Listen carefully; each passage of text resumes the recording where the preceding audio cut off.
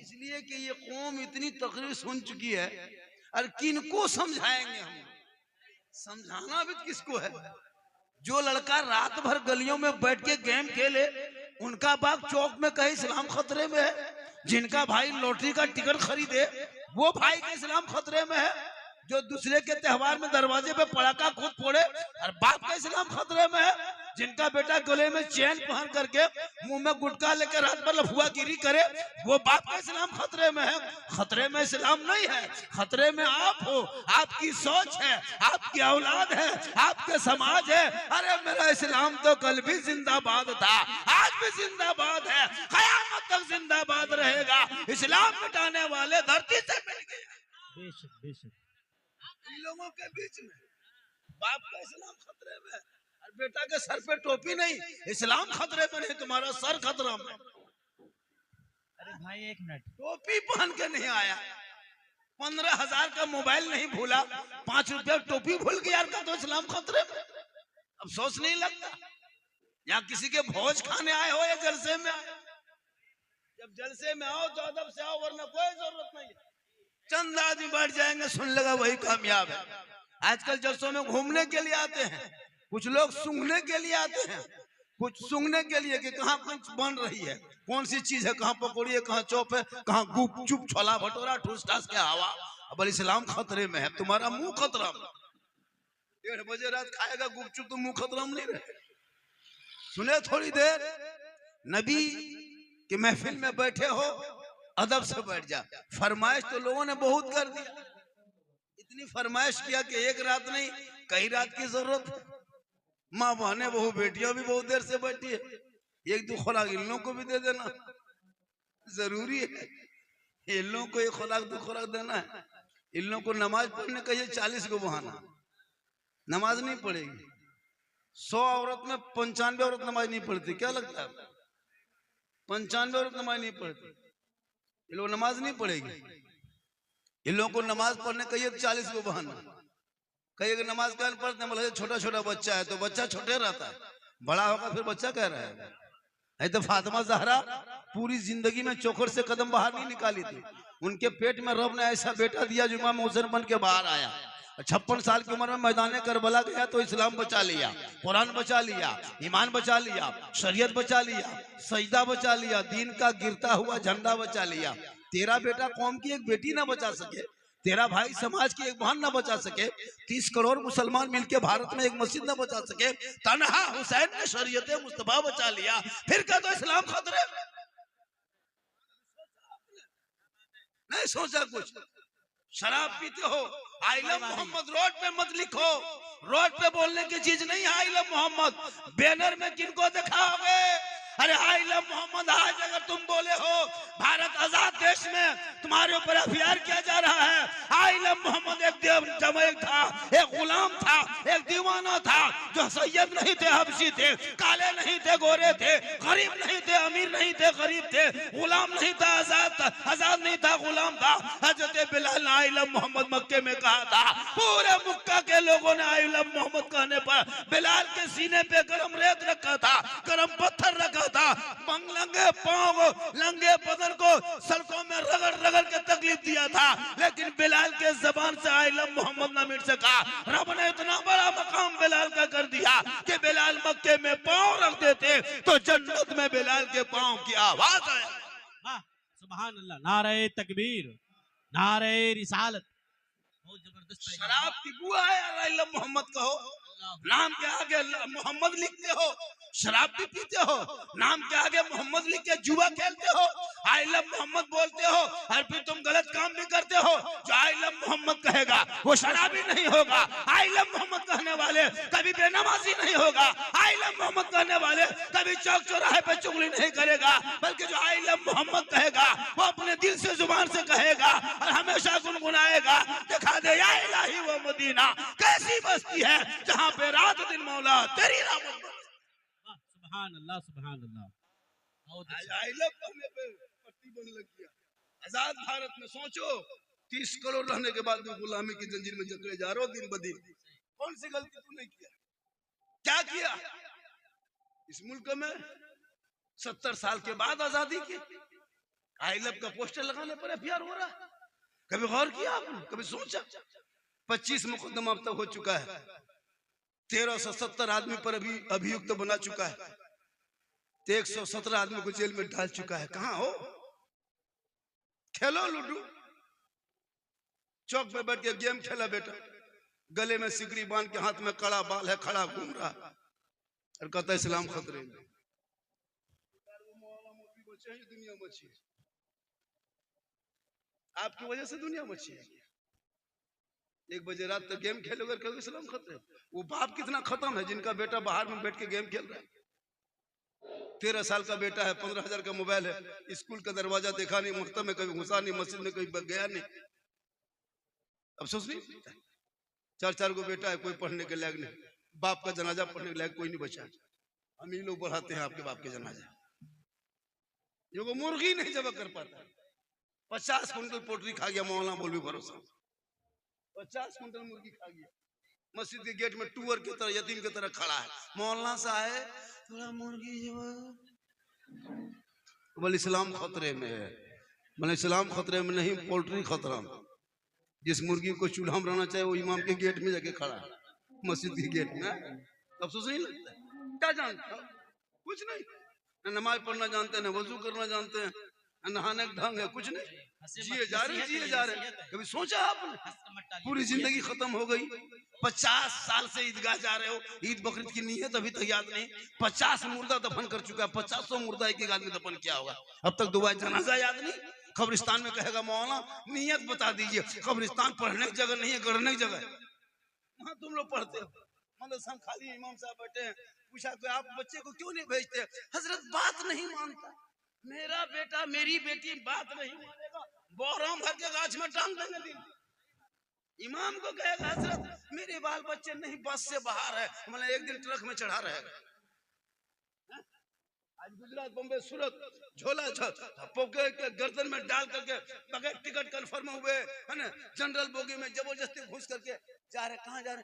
गुजरात जा रहे हैं। कहा है? पर बहुत दिन तक पबजी खेले थे, अब जाके बाबूजी कह के काम करेंगे। 18 साल तक पबजी खेलो बेटा, बुढ़ापे में गुजरात में, सूरत में, बॉम्बे में जाके बाबूजी कहोगे बाबूजी। बाल बच्चा छोड़ के गुजरात में पड़े रहोगे। बच्चा बुतरू यहाँ है, बाप वहां है। अफसोस लगता है, बाप मर गया, जनाजा भी नहीं आ सकता। 24 घंटा हो गया, बाप का जनाजा पड़ा है, बेटा चला है अभी नहीं। भागलपुर गाड़ी 10:30 बजे रात पहुंचेगी, जनाजा है असर में, कहाँ करोगे? चलो पढ़ा दो, बाद में देखा जाए। अफसोस नहीं लगता? पूरी जिंदगी कटा दिए चौक चौराहे पे, पढ़ने की उम्र में स्कूल खाली, कॉलेज खाली, कुछ नहीं, न कोई तरबियत है, न तालीम है। माँ बहनों को पूछिए, इन लोगों को नमाज पढ़ने का नहीं, मजार जाने दीजिए, मत पूछिए। 3 मरतबा चक्कर लगाएगा। औरतों को मजार के अंदर घुसना मना, शरीयत ने रोका है, मना है, लेकिन ये लोग मत पूछिए, मजार जाने के लिए आगे रहेगी। कहीं बाबा आ गए, पीर साहब आ गए, 3-3 को बोतल पानी पड़वाएगी। क्या हुआ? बल कहा करे मौलाना साहब, कलेजवा खा गया, अब पानी पड़वा के पियो। पूरी जिंदगी माथा बगल में जहां तस्वीर रखना चाहे वहां पानी बोतल रखी। मतलब क्या है? तस्वीर कहने पढ़ते हैं, पर नहीं पढ़ते हैं, पनिया पी के काम चलाते हैं। पीर साहब पढ़ दिए, याद रखना, पीर साहब के कदम के नीचे जन्नत नहीं, मुफ्ती साहब के कदम के नीचे जन्नत नहीं, हाजी साहब के कदम के नीचे जन्नत नहीं, मौलाना कदम के नीचे जन्नत नहीं। चाहे वो कितने बड़े पीर हो, कितने बड़े मौलाना मुफ्ती हो, आका फरमाते माँ तेरी है, बूढ़ी है, बीमार है, कमजोर है, ज़ईफ है, लेकिन तुम अगर मौलाना बनो, मुफ्ती बनो, हाजी बनो, पीर बनो, नमाजी बनो, मिनिस्टर बन जा, लेकिन तेरे लिए तेरे माँ के कदमों के नीचे जन्नत है। बाप उस जन्नत का दरवाजा है। बाप के हाथ में कभी जिंदगी में गुलगुल्ला नहीं दिया। और पीर साहब आ जाए तो एकदम मत पूछे, सेब, संतरा, काजू, किशमिश, हॉर्लिक्स, रसमलाई, हजरत हजरत हजरत हजरत। जो घर में सबसे बड़े पीर माँ बाप है, माँ बाप को खिला के हजरत के पीछे रहो ना, माँ बाप राजी होंगे तो पीर साहब भी राजी होंगे। माँ बाप को दुख तकलीफ, माँ बाप से बातचीत नहीं, और हजरत थोड़ा मेरे घर में कदम रख दीजिएगा। दुआ की गारंटी, दुआ की फैक्ट्री घर में है। और हम लोग के पास आता है झारखंडी बाबा, चलिए थोड़ा मेरा घरवा देख लीजिएगा। हमने कहा हम राजमिस्त्री तुम्हारा घर देखेंगे? हम बोलो ना, हम घर देख के क्या करें, हम बनाते हैं घर। बोल नहीं झारखंडी बाबा, बात वो नहीं है, बात ये है कि हमारे घर में हरकत बरकत खत्म है। बोले हम तब क्या करें? बोला का बोतल पानी पढ़ देते न।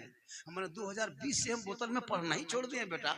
अब जो बीमारी हम देख रहे हैं बोतल के लायक नहीं है, पूरा चापाकले पढ़ दे रहे हैं। पूरा खानदान वहीं बैठे रहो, पढ़े रहो, एक आदमी चलाओ एक आदमी सोया रहो। नमाज पढ़ना नहीं, खाली पढ़ा हुआ पानी पियो। याद रख फातिमा ज़हरा पूरी जिंदगी में चौखट से कदम बाहर ना निकाली थी। वो फातिमा कौन? फातिमा अरे जिनका अब्बा तमाम पैगंबरों का सरदार, जिनका शोहर तमाम वलियों का सरदार, जिनका बेटा तमाम शहीदों का सरदार, वो फातिमा बन गई तमाम जन्नती औरतों के सरदार। 17 पेवन होता, कपड़ों पे मोती नहीं, लेकिन फातिमा जब पेशानी को जमीन से उठा देती तो मोती से ज्यादा फातिमा का सजदा चमक। आज आपके घर में कौन बेटी नमाज पढ़ रही है? सबके हाथ में तो मोबाइल है। तिलावत कुरान की खुशबू घर से चली गई, घर में मोबाइल की आवाज आ रही है। कोई बेटा यूट्यूब चला रहा है, कोई फेसबुक चला रहा है, कोई इंस्टाग्राम चला रहा है, कोई व्हाट्सएप में चैट कर रहा है, कोई भोजपुरी गाना सुन रहा है। आरा हिले छपरा हिले, पूरा खानदान हिलेगा। वक्त आ रहा, घबरा मत। पूरे घर में तिलावत कुरान की खुशबू चली गई। ये माँ बहने बैठी है, कभी कुरान पढ़ते देखा जिंदगी में? नहीं, नहीं पढ़ेगी। अगर कोई घर एक जगह पूछे भी थे कि आप लोग कौन सी, जब शादी में देखिएगा, जब शादी होकर नई नई नवेली दुल्हन आती है, वो देखिएगा कुरान शरीफ लेते उतरती है गाड़ी से, लगता है कचौछा से डायरेक्ट जगतपुर में उतरी। और खाली दिखा लेगी और अलमारी बंद, खत्म, नहीं पढ़ेगी। अलमारी में सेट, हाथ में मोबाइल, पास में रिमोट, LCD, खत्म। पूछ लिए हम क्या आप लोग कौन सी पढ़ते क्यों नहीं? बोल पढ़ेंगे झारखंडी बाबा, मेरी सास लास्ट है, मरेगी पढ़ेंगे। उसकी सास के इंतजार करो, और जब सास इंतकाल करेगी जब ससुर, तब तीजा चालीसा में कौन सी निकालेगी, और निकाल के 10 मिनट तक खाली देखेगी और फिर सर को हिलाएगी। बिल्ला, लगता है पूरा खानदान मर गया। हम बोले कोई मरा है क्या? बोल मरा नहीं, लेकिन जैसे बहू पढ़ रही है लगता है कोई मरेगा। पूरी जिंदगी खत्म हो गई। आज रोना रोते बरकत नहीं, मुसलमान को मारा जा रहा है। बेटा घरों से निकले तो जानवर के नाम पे मुसलमानों को सड़कों पे पीट पीट के मारा जा रहा है। भाई निकले तो UAPA कानून लगा के जेल में डाला जा रहा है। बेटियां निकले तो निकाब नोच रहा है। तुम्हारे कुरान के प्रति को सड़कों पे लैब चला रहा है। आजान पे सवाल उठ रहा है, नमाजों पे प्रतिबंध लगा रहा है। 70 साल के मस्जिदों को भारत के आजाद देश में बुलडोजर से तोड़ा जा रहा है। 100 साल के मदरसों का आतंकवाद का अड्डा बता के ताला लगाया जा रहा है। आखिर ये देश में ये दिन देखना क्यों पड़ा?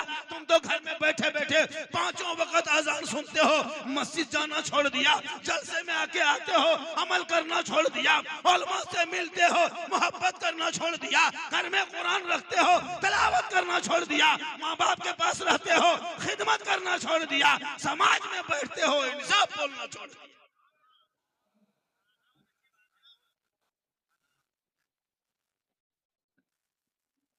थोड़ी देर सुनिए, मेरी तकरीर में खिस्सा कहानी नहीं होती, याद रखिए। ना मैं हंसाने वाले खतीब हूँ, मेरी तकरीर कभी गौर से सुनना। मेरे बोलने का अंदाज ऐसा जिससे लोग मुस्कुराते हैं, और इसी से पूरा हिंदुस्तान लोग जानता है। मुझको देखने सुनने कम, देखने ज्यादा आता है। कल कहाँ थे हम? हजारीबाग तरफ थे, परसों उधर थे बंगाल में, उससे पहले आंध्र प्रदेश में थे। गए, बोला बाबा बाबा, बोले क्या बात है बोलो। बोल 2 साल से मोबाइल में देखते थे बाबा, आज जिंदा आपको देख लिए। 2 साल से मोबाइल में देखते देखते थक गए बाबा, आज जिंदा देख लिए। ये अल्लाह का करम है, ये मेरी माँ की दुआ है। किन की दुआ है? तो माँ की दुआ लोगे तब ना। यहाँ बीवी की मोहब्बत इतना पागल हो चुका है कि माँ बाप से बातचीत भी नहीं करती। ऐसे ऐसे लड़का यहाँ बैठे हैं जो माँ बाप से 3-3 महीने से बात नहीं किया है। क्या लग रहा है? माँ की दुआ लो, माँ की दुआ, तब देखो घर में कितनी बरकत होगी और तुम्हारे चेहरे में रोशनी होगी। बाप जन्नत का दरवाजा है, मेन गेट बाप है। कौन है? मेन गेट है बाप। अंदर में जन्नत है, गेट बाहर में दरवाजा लगल। बाप अगर राजी होगा तो गेट खुलेगा, वरना गेट बंद। वहां मशीन कटर लेके थोड़े जाके जबरदस्ती काट के पहुंच जाओगे। माँ बाप को ही राजी करोगे तो जन्नत मिल जाए। इसलिए मेरी माँ बहने, तू भी मोहब्बत कर। वलियों से मोहब्बत करना बुरा नहीं है, वलियों की मोहब्बत करो, लेकिन औरतें मजार के अंदर नहीं जाएगी। अगर मजार के अंदर औरतों को जायज होता जाना तो फिर जनाजे में इनको लेके चलना। जनाजे में भी जा सकती है ना, जब मजार के अंदर जा सकती, जनाजे में क्यों नहीं जा सकती है? जुमा के दिन फिर तुम जाकर जुमा पढ़ो, ईद बकरीद में ईदगाह चले जाओ। नहीं, औरतों को घर में अच्छी लगती, घर में रहना चाहिए। घर के अंदर अच्छी लगती है, घर में रहो, मजार में मत। मजार औरतों को जाना जायज नहीं है। ऐसे तो बहुत लोग हम लोग के ऊपर शिर्क और बिदअत का फतवा ठोकता है, ये सुन्नी बरेली मसल के आला हजरत वाले कब्र पूजवा है। नहीं, हम लोग कब्र नहीं पूजते, हम लोग कब्रों की जियारत करते हैं। कब्र पूजने वाले को मुशरिक कहता है, हम लोग मुशरिक नहीं है, हम लोग कब्रों की जियारत करते। मनजारा कब्री वजबत लहू शफाअती, अल्लाह के रसूल फरमाते जिसने मेरी कब्र की जियारत कर ली उस पर मेरी शफाअत वाजिब हो गई। हम कब्रों की पूजा नहीं करते। कब्रों में सजदा करना हराम है, हराम है, हराम। कब्र में सजदा नहीं कर सकते, खुदा के अलावा सजदा जायज नहीं। कोई कब्र में सजदा मुसलमान नहीं करता है। लेकिन कुछ लोग गलत फैलाया अफवाह, जैसे सोशल मीडिया में फैलाता है अफवाह, मुसलमान को आतंकवादी का। मुसलमान आतंकवाद है नहीं है, लेकिन सोशल मीडिया में लिखा। मुसलमान को देशद्रोही का, बांग्लादेशी का, पत्थरबाज का, टेररिस्ट का, लेकिन नहीं है। इसी तरह कुछ मौलवी डिपार्ट है, गोल टोपी वाले, वो लोग कहता है सुन्नी लोग कब्र पूछता है, कब्र को सजदा करता। नहीं, खुदा के अलावा हम लोग खुद किसी को सजदा नहीं करते। हम लोग आते हैं अल्लाह के वली के दरबार में खुदा समझ के नहीं, खुदा का बंदा समझ के आते हैं। देने वाला अल्लाह है, वसीला बीच में अल्लाह वाला है। बेटा बेटी देने वाला अल्लाह, बीच में वसीला अल्लाह वाला है। हम गरीब नवाज को गरीब नवाज मानते, गौस को गौस मानते हैं, ख्वाजा को ख्वाजा मानते हैं। अल्लाह समझ के नहीं, अल्लाह का नेक बंदा समझ के जाते हैं। हम गुनाहगार हैं, ये नेककार है, दुआ वही बारगाह से कबूल हो। अब कोई अताल मताल पागल पियंकर बेनमाजी अगर मजार में माथा पटकेगा, उसका ठिका हम ही लोग लिए, हमारे मसलक में तो नहीं है। इसलिए मेरी माँ बहने, तू मजार के अंदर मत जाया कर। बाहर में अगर तुमको घूमना है, देखना है, तो बाहर से देख ले। मैं वो भी जायज नहीं करता, वो भी मैं जायज नहीं लिखता कि बाहर से देख ले। औरतों को जब मजार के लिए सफर करना ही मना है, फिर मैं कैसे कह दूंगा तुम देख ले। हाँ, तुमको सवाब ही लेना है तो अपने शोहर से मोहब्बत कर। वो अजमेर से आए, वो मजार से आए, वो जलसे से आए, तुम शोहर के पास जा और जाने के बाद उनके हाथ में पानी का एक गिलास रख दे, बगल में बैठ जाए, एक जिहाद का सवाब मिलेगा। 30 दिन पानी शोहर को दोगे, 30 जिहाद का सवाब घर बैठे मिलेगा। वो क्यों अजमेर कलियर जाएगा, जाएगी जब वो घर बैठे उनको एक जिहाद का सवाब रोज मिल जाए। लेकिन नहीं, मन सवर के रहो शोहर के पास, 2 रकअत नफल का सवाब मिलेगा। एक बीवी अगर शोहर के पास माथा झाड़ के, सर को बाल के झाड़ के, चेहरे में कुछ लगा के, कान में बाली, हाथ में चूड़ी, अच्छा साड़ी पहन के शोहर के पास खाली आके खड़ी हो जाती है ना, तो उनको कितना सवाब है पता है? कहे सुभान अल्लाह। 2 रकअत नफल नमाज का सवाब है। रोज अगर इस तरह वो करेगी तो रोज उतना सवाब। 30 दिन अगर वो बन सवर के शोहर के पास खड़ी रहेगी, है ना, जाएगी तो उसको उतना सवाब है। लेकिन जाएगी नहीं, जाएगी घर में रहेगी भूत की तरह। भूत घर में औरतों को देखें, लगता घर में चुड़ैल घुस गई है, चुड़ैल घूम रहा है, ठीक से नहीं रहे। अगर 2-3 मरतबा लगातार देख लोगे तो डर जाओगे। लेकिन यही औरतें माँ बहने जब कहीं शादी घर जाने लगे, वलीमा खाने जाने लगे, किसी शादी घर जाना हो तो इन लोगों को स्टाइल देखना, 1.5 घंटा फेस वॉश। कहाँ जाना है? शादी घर जाएंगे, आज वलीमा है। मत पूछो, 1.5 घंटा face wash, fair and lovely, Vicco turmeric मिला केयर, फेस फेयर, ऐसे पोत पात के निकलेगी रे बाप। मत पूछो, एकदम कंधे में बैग लटका के, हाथ में मोबाइल लेके, लगता है पुतो नहीं डॉक्टर नहीं घर से निकल के कहीं जा रहे, जबकि शोहर के पास रहना चाहिए। शादी घर गए हैं कभी? हम लोग जब जाते हैं किसी घर में, शादी घर में, किसी घर में, कहता है बाबा आपको ये क्या कहते हैं, गवाही में नाम दे दिया, तो शर्म लगती, कैसे अंदर घुसेंगे? बेतरतीब औरतें खड़ी है, बहुत सारी जवान जवान बेटियां हैं, सर पे दुपट्टा नहीं है, हाथ में मोबाइल, और बीच बीच में सेल्फी, और मुंह है कुल्फी की तरह। तुमने जिंदगी बिता दी। अपने आप को बचा लो।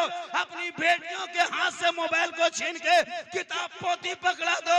वो बेटियां जब ससुराल में कदम रखेगी, शोहर मजदूरी करके आएंगे, ये हाथ में पानी देगी, मुस्कुरा देगी, झोपड़ी गरीब की होगी, जन्नत का नमूना नजर आएगा। उनके नस्लों में जो बच्चे होंगे वो गुलाम रसूल बनता नजर आएगा। वो गौसो ख्वाजा का दीवाना होगा। बेटी होगी तो कनीज़ा फातिमा होगी, और बेटा होगा तो गुलाम हुसैन।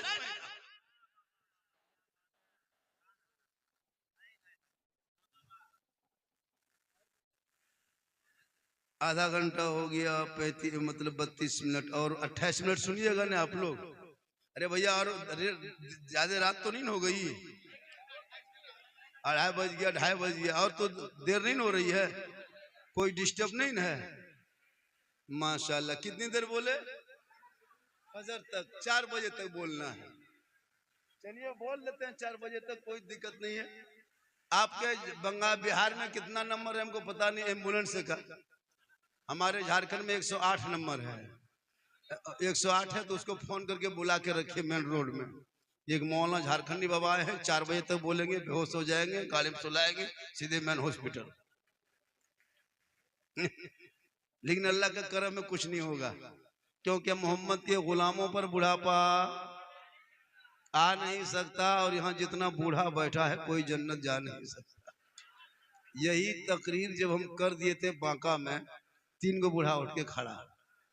हम बोले बैठिए न चावल काहे बैठो, जन्नत जेबन करो तो बैठी की होता। हम बोले बैठिए न चावल ना जन्नत जब काहे बैठो। सही बात है, कोई बूढ़ा जन्नत नहीं जाएगा। जो जन्नती होंगे वो बूढ़ा ही नहीं होगा। कहे सुभान अल्लाह। रब का हुक्म होगा, सभी बूढ़ों को अल्लाह जवान बना के जन्नत अता करेगा। इसलिए नमाज पढ़ना है जवानी में पढ़िए, तब देखो नमाज का मजा। बुढ़ापे में क्या नमाज पढ़ोगे? इमाम साहब से पूछिए। जो बूढ़ा हो जाता है, 60-70 उम्र हो जाती है, हाथ पांव कवरेज एरिया से बाहर हो जाता है, वो नमाज पढ़ने के लायक भी नहीं रहता।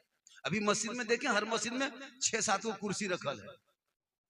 जवानी पूरी मस्जिद में घुसा नहीं, और जब हाथ पांव कमर जवाब दिया कुर्सी लेके जा रहा है।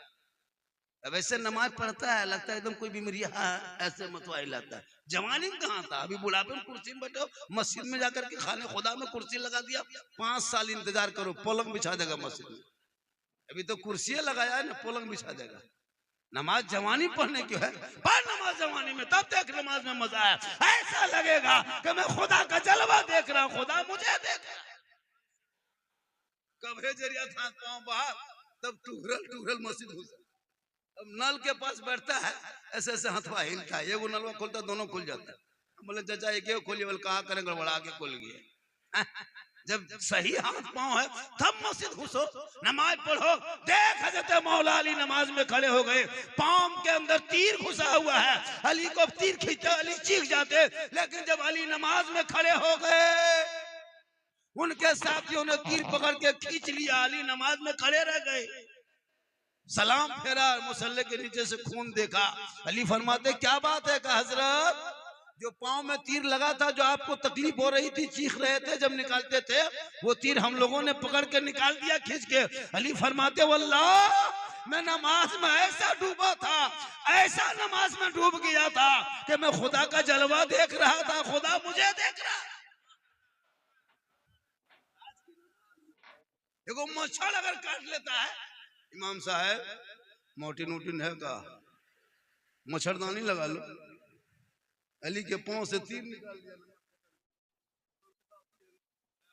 माशाअल्लाह। इमाम पर क्या तकरीर करें?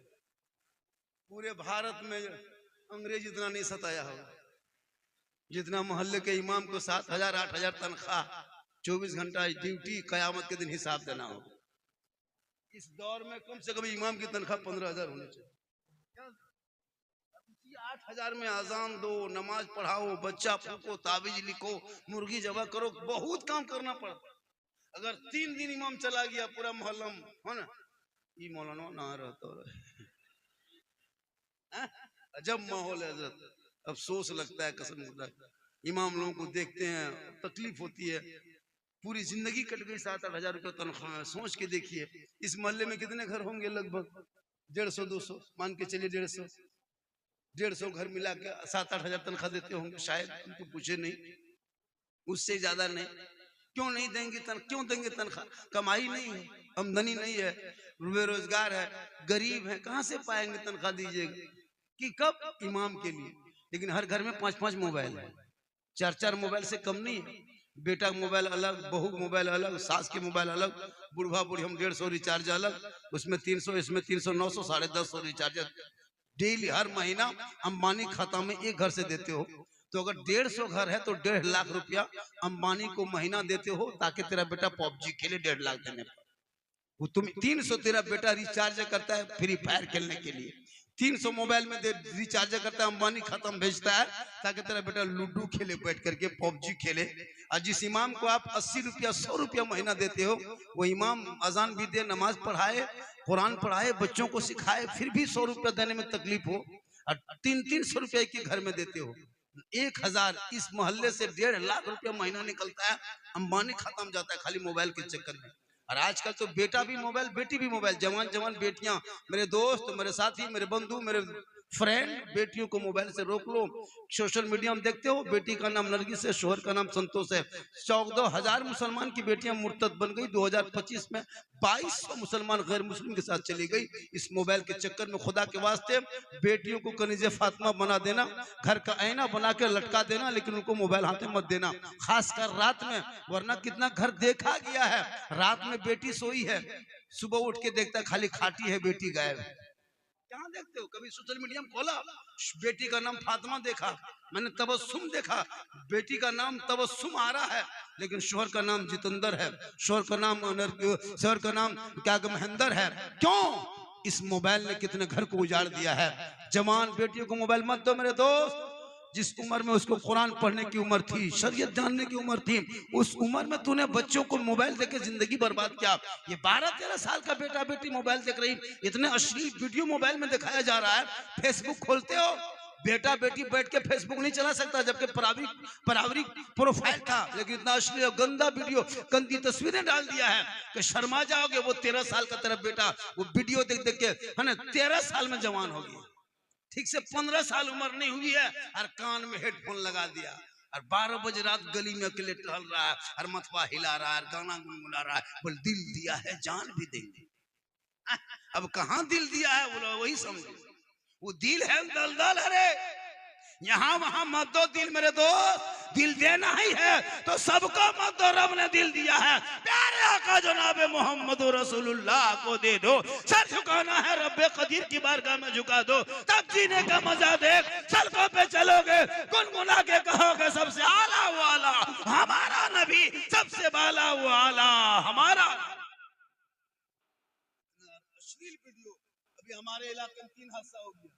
मुसलमान की बेटी कुमार का लड़का चल दिया, बाप फांसी लगा लिया। क्या लगता है? क्या लगता है? मोबाइल में सुरक्षित है? नहीं है। बेटियों को मोबाइल मत दो, खासकर रात में, वरना 14-15 साल की बेटी मोबाइल देखते देखते उसका दिमाग हैंग के मर जाता है।